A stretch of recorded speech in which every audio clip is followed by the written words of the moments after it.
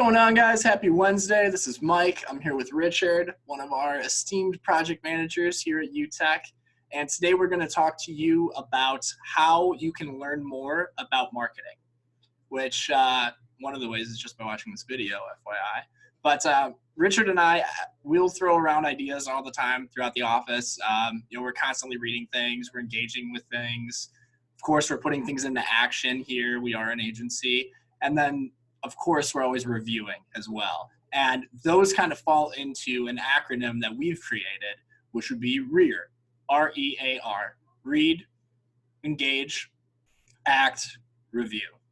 Once you do those things, you will have a pretty good understanding of the topic. You can then take that, toss it in the rear view mirror, and move on to the next subject. So today we're going to talk to you a little bit about that acronym. We're going to break down each of those things individually as to our tips and tricks, what we do, what we feel is successful, and some best practices. We'll show you some good resources that you can check out, some newsletters you can subscribe to, or channels for engaging with people, maybe how to put some stuff into action. Of course, we can talk about how we review too. So to begin with the first of the acronym, READ. Read, it could be reading, it could be watching, it could be listening. I know podcasts are kind of a big thing. Some of my favorite sources are going to be HubSpot. I love HubSpot. I think HubSpot is great. Social Media Examiner is absolutely phenomenal when it comes to social media knowledge. They also have a little bit of PPC stuff mixed in there. Their blog posts, especially, they do video, they do audio, and they do blogs. They send a ton of emails too. But their blog posts especially have excellent visuals. They break everything down. Just the other day, because TikTok's fairly new, I came across an email from them where it talked about TikTok and how to set your business up on TikTok and everything. I clicked into it. I was looking through it, and it was just absolutely phenomenal. I mean, it was step by step, as if you've never used TikTok and you checked out this blog, you know exactly what to do. So I highly recommend Social Media Examiner. But Richard, what would you say? What are some of your sources here? I think we've heard enough from me already. Well, thanks, Mike. Long-time listener, first-time caller. So I appreciate the invite being on. Yeah, first-time caller. So, when I'm on the other spectrum of read.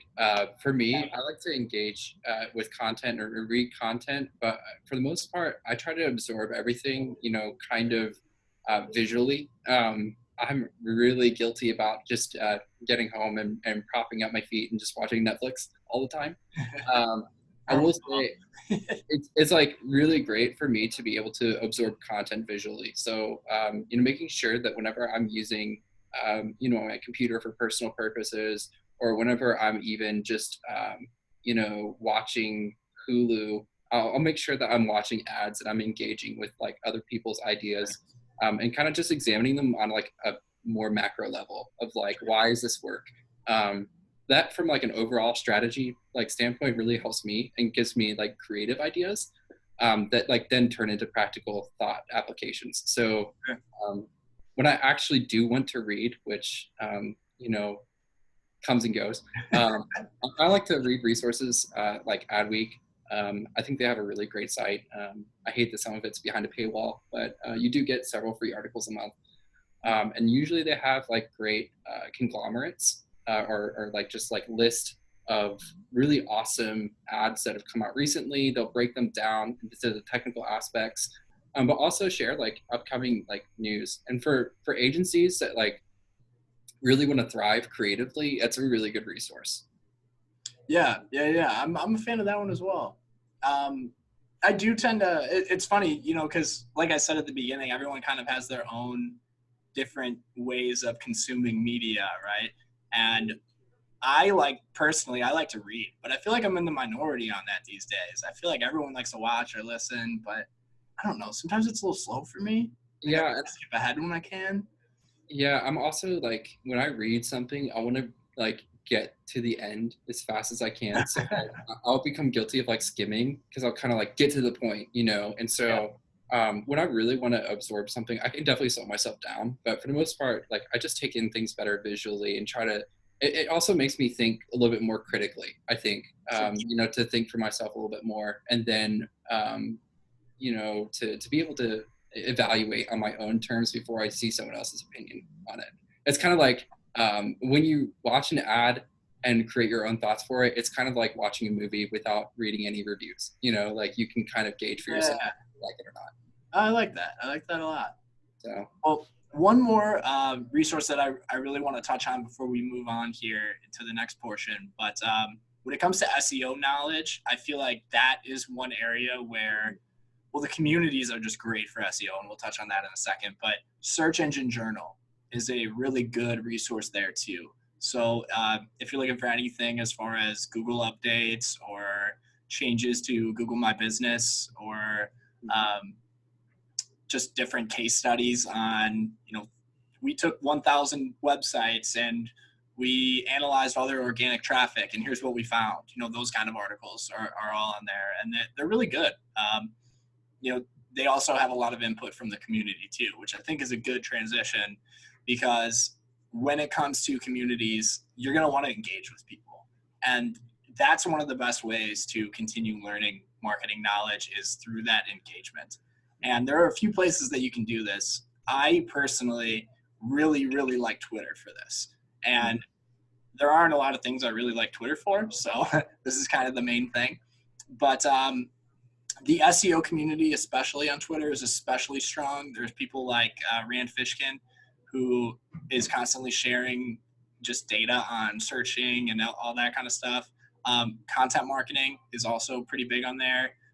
Authors like Ann Handley are on there. And I mean, if you just search for content marketing, SEO, anything like that on Twitter, you're going to find all kinds of really big influencers who are constantly posting, but engaging with the community and asking people questions and sharing tips and tricks. And that I think is very important, because when you're interacting with people, it's not just a one-way street. You're not watching a video and then taking what you learned and applying it later. You can actually watch the video that they posted and be like, oh, well, what was this part? Or, it's more of like yeah, class, no, right?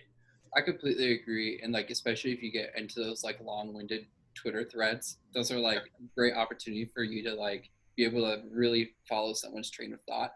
Yeah. Another really great one is like kind of the other, beast of social media, which would be Facebook.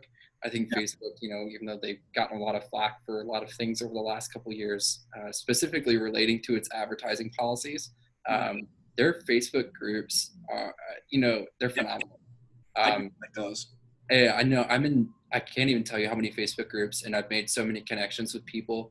And you're just bouncing ideas off of, not only like professionally, but also personally. If I'm really into a podcast, usually there's a Facebook group to discuss Yeah. a podcast more. And Yeah. it applies for our professional like setting. There's several great, groups, both for like local networking, but also, more so spreading ideas in a more like broad context. And so there's definitely some for PPC, and especially I know a lot of PPC groups that are out there.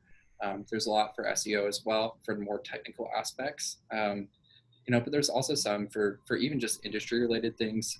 It's just a really great way to pick other people's brains in like a judgment free, standpoint. Yeah.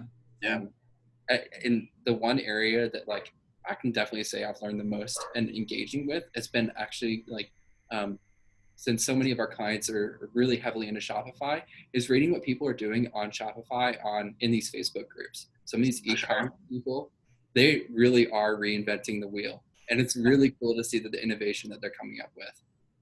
Yeah, and on that note, actually, we had a guest from R.E.A.R on here in a prior episode, and they talked about one of their Facebook groups, and I joined. And I actually, this morning, I woke up at like 5 a.m., workout and stuff, and here I am on my phone in between sets, and I'm in this R.E.A.R group, and everyone was going through how they do reporting and the various different ways that they report on metrics, and I shared my thoughts, and other people shared their thoughts too, and there were a lot of like-minded people that also learned Data Studio or use Data Studio, I should say. Yeah. So And I cannot speak to that because I was asleep at 5 a.m. this morning, like a normal person.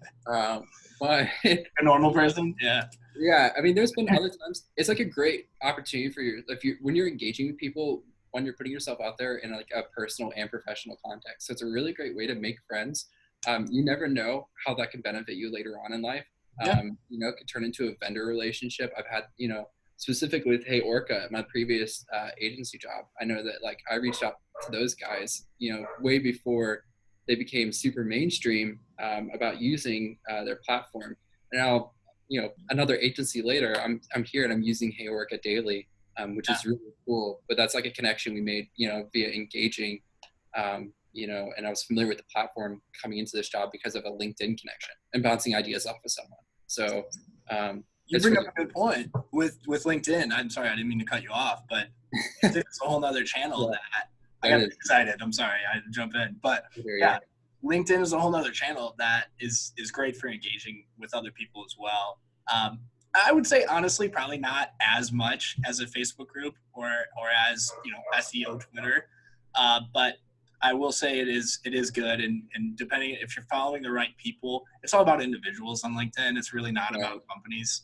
But if you're following the right people, you can get some good engagement there too. In a professional only context, like a lot of people are going to be more prone to share their successes first rather than sharing like as a true like learning experience, if that makes sense. It's like especially in my ecom group, there's people coming in all the time. It's like, hey, I've never set up a Shopify site before. Where do I even start? And like that's super, like the group is super helpful and appreciative versus if somebody were to post it on LinkedIn, they might get a response of, which is hire an agency or something like that. And so and on LinkedIn you don't really want to admit your weaknesses like that. I feel like people are a little more reserved.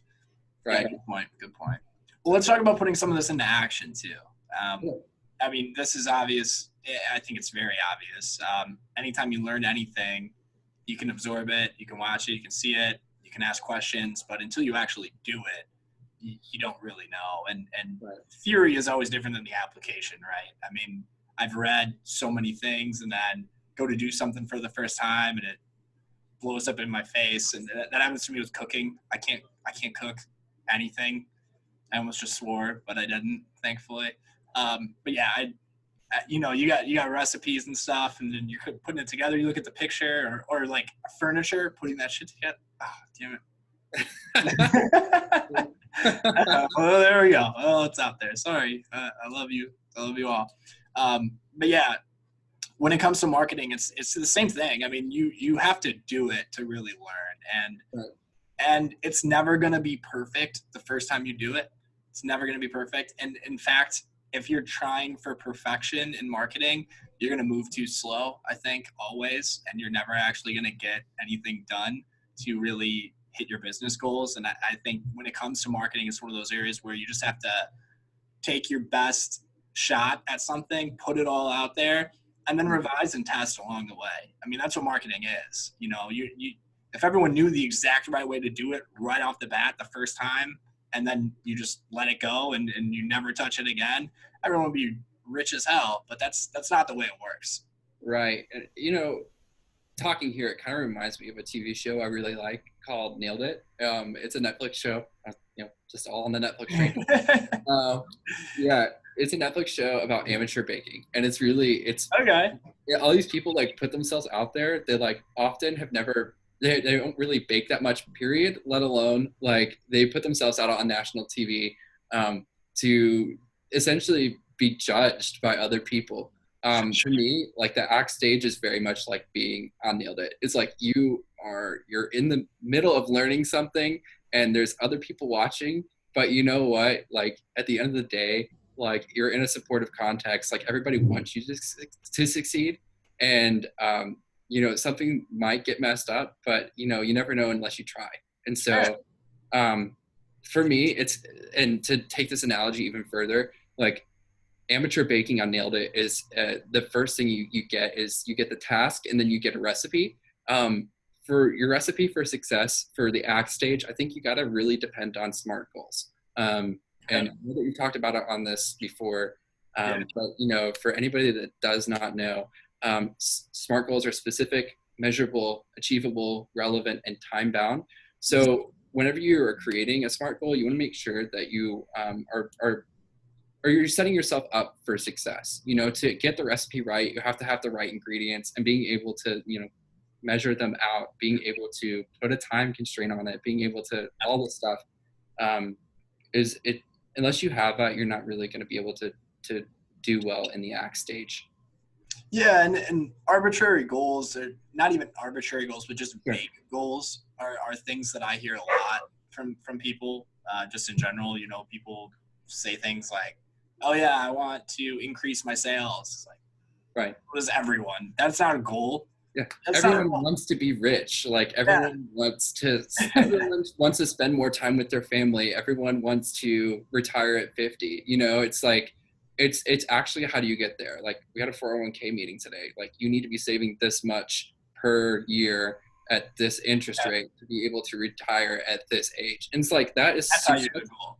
yeah, that's Yeah. smart. That's a smart goal. Like, exactly what you have to do. And then it's funny enough, you'll get to the end and people be like, well, how are you able to do that? Well, you had a goal, and if you're able to like kind of set it and abide by it, usually you at least have a blueprint for success. Just kind of shooting in the dark. Sometimes you succeed, most of the times you don't. Yeah.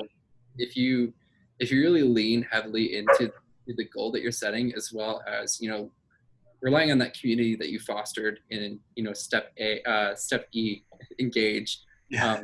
You really will be able to kind of, I think, be able to learn and really take in and absorb as much as you can from an experience. Yeah, and then once you've got that goal set, you can determine if you were on point or not. Sure. And I think that's where the review comes in. Sure. And let's segue into that. Yeah. Failure is not a problem. Like, I want to make that clear. Like, when you review things, it's totally fine to admit like where mistakes happened and where you could improve upon. Yeah. I think that's like, not only like, somebody that works as an agency, I've seen, so many times when I'm going or reporting is like my natural instinct to want to gloss over like information that does not make me feel great. But, part of learning, part of being able to improve is being able to admit where there are opportunities for improvement. Absolutely. Yeah. So that's like looking through at the act stage is like, don't be scared of failure. Really, Yeah. that's what it comes down to. Well, the people who are scared of failure are usually the ones who don't act in the first place. Sure. And then when they do, maybe they gloss over the weaknesses, like you said, and that's not a way to learn. Right. To learn is to embrace it and to take your pride out of the equation completely. And that's something that I think it was tough for me to learn that initially as I was getting started in the business world. Was sometimes you're just gonna be wrong. You just gotta like eat it. Sometimes you're gonna be wrong publicly in front of everyone, and it's like, well, all right, that was wrong. Yeah, And it's a character building thing, right? I mean, yeah, it's like, as long as you had a reasoning for what you did, things happen. I won't swear like you did, but things happen, especially in the learning phase. Like, I don't think, at least in a supportive work environment like the one that we have at Youtech, no one's going to be mad at you for trying something if you had a good reason for it. You talked about it and you approached it as a learning opportunity. Like, for the most part, as long as like you communicate that, you're good. I know there's been like tests that we've done on paid search campaigns and resubmitting things to shopping feeds or whatever. And we have our reasons for it, and they're really good reasons. We want to see the effect of it, and stuff goes wrong. Like, it happens. Stuff always goes wrong. There's always fires at an agency. And it's like, this is the nature of things, especially in project management. But you learn from it, and then you know what not to do next time. Yeah, and that's just as important, honestly, knowing what not to do. Right. I can't tell you how often I'll just put a stop to trains of thought before they even get too far out of the station, Right. But when you review, I think it's important to be critical. I think it's important to be critical of yourself, not to the point where you're, hating yourself or anything like that. I mean, keep your self-esteem high. You went out and you did it, and it was something you never done before. So of course there were probably going to be mistakes, but be critical of yourself. Don't Mhm. look at it in some bright, joyous light of it's all positivity and you did absolutely great and there's nothing more you can learn on the topic. No, look at it and see like, okay, well, when I was reading, it looked like maybe they were getting a 200% increase. I got a 100% increase. That's still great. Yeah, you Right. doubled what you were trying to do, but you could have tripled. So always look at it critically and then maybe go back to those communities that we talked about before. Maybe read some more, watch some more, whatever your method of ingesting information is, and do it again. Yeah, R.E.A.R is always it's a continual cycle. Like you're gonna be constantly in this state. I used to think that one day in my job I'm just gonna know everything and it's gonna be super easy. And that was Wrong job for that. yeah, immaturity on my heart. It's like when you're a teenager and you assume that your parents know nothing because I Yeah. kind of yeah, you're like it. When you reach that state, it shows like how much you still have to learn, and the first thing you have to learn is I don't know everything, and like becoming comfortable in that process. Like admitting like I'm going to continually be growing. I'm going to continue to be like learning new things, especially in our field. Digital marketing isn't. Yeah. It's a field that's continually changing. I mean, Google releases updates all the time. Facebook changes their ad policy. They changed their admin policy on pages this past week. You Yeah. know, Yeah. it's an election year, so of course all the policies are going to be changing based off loopholes that candidates find. It's Yeah. going to be we have to stay on top of it because it affects everything that we do. So it's like becoming comfortable with change is really the whole goal of R.E.A.R. And that's why, yeah, and that's why knowing how to learn things is so important, and to learn things efficiently. That's so important because if you're not constantly learning, I mean, how many people have we seen who are just stuck in their ways? Companies come to us and it's just they have this archaic idea of how things are supposed to be run, and people don't buy that way anymore. Or No, that's not how the user or the customer wants to purchase from you, but you're forcing them into purchasing that way. That's why you're not getting any sales. right. And people can't get themselves out of that rut. No, and innovation is really the key to success, at least at this time in our culture. And so you don't become innovative by just doing things the same way over and over again. Mm-hmm. Mm-hmm. And personally, I don't want to live like that. It gets boring. So, Yeah, agreed. Give me the new stuff. right, exactly. Of Well, thank you so much for joining us today. course. Yeah, thanks for having me. Yeah, to recap for everybody, acronym is R.E.A.R. Read, engage, act, review. And if you don't read, watch, listen, whatever, observe. But that's the acronym. So thank you again, Richard. We'll see you guys later. Happy Wednesday. Take care, guys.